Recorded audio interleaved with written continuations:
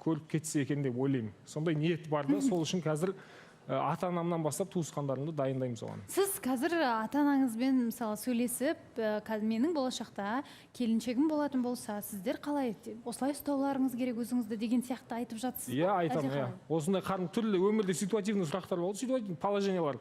Соларды айтамын, осындай жағдайда сіздер қандай көзқарас танытасыздар деймін да. Сол айтады, негізі бұл кезде былай танысақ жұмсақ болып кетеді, былай танысақ күшті болып кетеді, давайте күшті болсын деген сияқты. Әртүрлі жағдай ол 1-2 күннің ішінде болған нәрсе емес, сонау 3-4 жылдан бері ойыма келген кездің барлығында айтып, сөйлесіп, сұхбаттасып, әңгіменің бәрін солай әңгіме арқылы шешіп. Әрине, оныңыз дұрыс, соған қарап жар таңдайын, барлығы бір түсіністікпен болған жақсы деп жатсыз. Бірақ енді өмірде барлық ситуацияның алдын алу мүмкін емес қой. Барлығы уақыт өте келе, отбасылық өмірді көре келе, жаныңыздағы таңдаған жанның мінезіне байланысты әртүрлі ситуациялар өтуі мүмкін, өз мінезін көрсетуі мүмкін. Мысалы, мінез жоқ, адам жоқ енді. Ол уақыт өте келе бір ситуацияда болса, ол өзіне мысалы кейбір ситуациялар ұнамайтынын айтуы мүмкін. Менің ойымша барлығын енді алдын алу мүмкін емес сияқты. Енді бастапқы кезеңде тырысамын дейсіз ғой, тырысып жатырмын. Шешімі болады ғой, ешқандай проблема болмайды. Ал бірақ сізге бірге тұру керек. Егер де Шымкентке барып бірге тұру деген нәрсе жоқ. Мен өзім бөлек отбасы болғым келеді. Басында енді біраз уақыттың көлемінде бірге тұрамыз, сосын бәрі бөлініп шығамыз ғой, себебі өзім үй салғым келеді, отбасы жалғағым келеді. Зарина, оған көзқарасыңыз?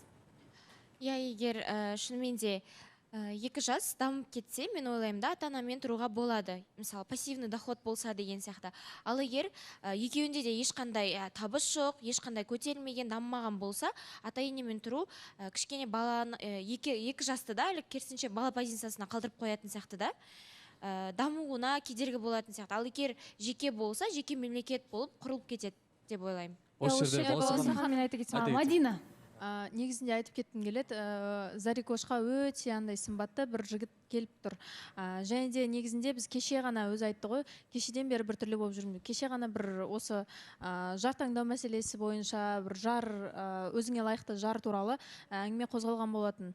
Және де айтқан болатын, енді өзінің жүрегіме салып қойған, өзінің екінші теңі келетініне мен сенем деп айтқан болатын.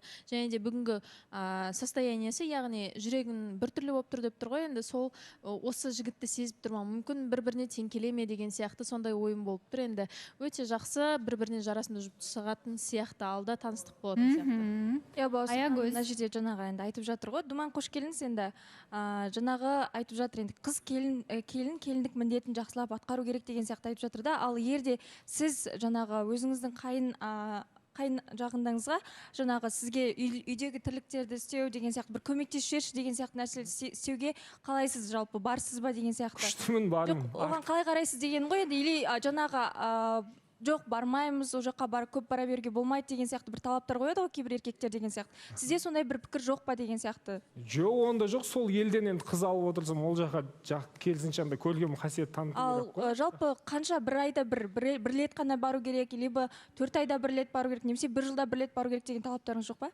Ондай талап жоқ. Ыңғай келсе бара береміз ғой, жиілетіп, араны үзбей, суытпай. Зарина, сен негізі Алматыда тұрғың келе ме, әлде Шымкентке барамыз, Шымкентте тұрамыз десе? Мен негізі мен бір жерде отыра алмайтын адам, жаңа айтып жатыр ғой, андай тұрақтылық деген маған қызық емес ше, жан жақты көріп жүргім келеді да, жұмысым да соған сай болса деп ойлаймын бұйырса. Бірақ негізі Алматының табиғаты, ауа райы ұнайды. Иә, енді өте думан қош келдіңіз. Аккуратно, әдемі жауаптарда сондай өзіне бір сенімді бір жігіт келіп тұр негізі. Жаңа сосын жаңа тұрақтылық деген нәрсе, ол думаю жұмысқа қатысты дүниеде айттың сен негізі. Бірақ адамға қатысты сен по-любому тұрақты боласың. Адамға тұрақтымын. Иә. Енді менде мынандай бір ой болып тұр да, жалпы Зарина, негізі сен жаңа танысқан шынайы дайынсың ба жалпы? Дайынмын. Өйткені неге ондай сұрақ? Жоқ, мен білмеймін, Заринаның былай енді эфирде отқан кезде қатты ойға шомып кетеді да, ішінде бір бәлкім алай-дүлей, может бір естеліктер, воспоминаниялар кішкене бір тыныштық бермей ма, или ол басқа бір жұмысқа байланысты ма, сол нәрсе маған қызық болып жүрген алдынан бері. Өйткені осы жақта отқан кезде кішкене пікірге де араласпай қалады, кейде бір точка қарап отырып қалады да, кәдімгідей ойға шомып. Менде сондай сұрақ болып тұр да, шынайы дайынсыз ба деген сияқты. Ойыңызда өткен күннен бір қалған адамды... Бәлкім сондай бір естеліктер кейде бір маза бермей, сондай бір воспоминаниялар есіңе түсіп, сондай бір болып жүрген жоқ па сенде? Менде ішімде неге ойға шомылып кетем деп өзім де ойлаймын да енді. Бірақ бір сұрақ бар менің ішімде. Мен шынымен де адамды қатты жақсы көре аламын ба деген сияқты ойым бар. Себебі осы күнге дейін ешкімді жақсы көре алмадым. Жүрегімді беріп, өмірімді арнайтындай махаббат болмады да. Шынымен де маған сондай бақ бұйыра ма деген сияқты. Кеше де бір сөз естіп қалдым да, кейбір адамдар болады, өмірде махаббатты түсінбей өтетін адамдар болады деп айтты да.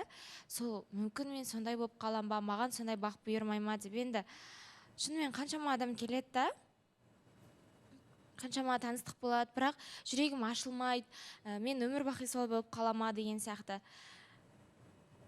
Сондай ғана уайым бар менде. Зарина, уайымдамаңыз. Әрине сіз де жақсы көре аласыз. Бұл жаңағы бірнеше қарым-қатынас сізге бір енді сәтсіз демей қояйын, бірақ нәтижесіз болғаннан кейін сіз ойлауыңыз мүмкін, күмәндануыңыз мүмкін.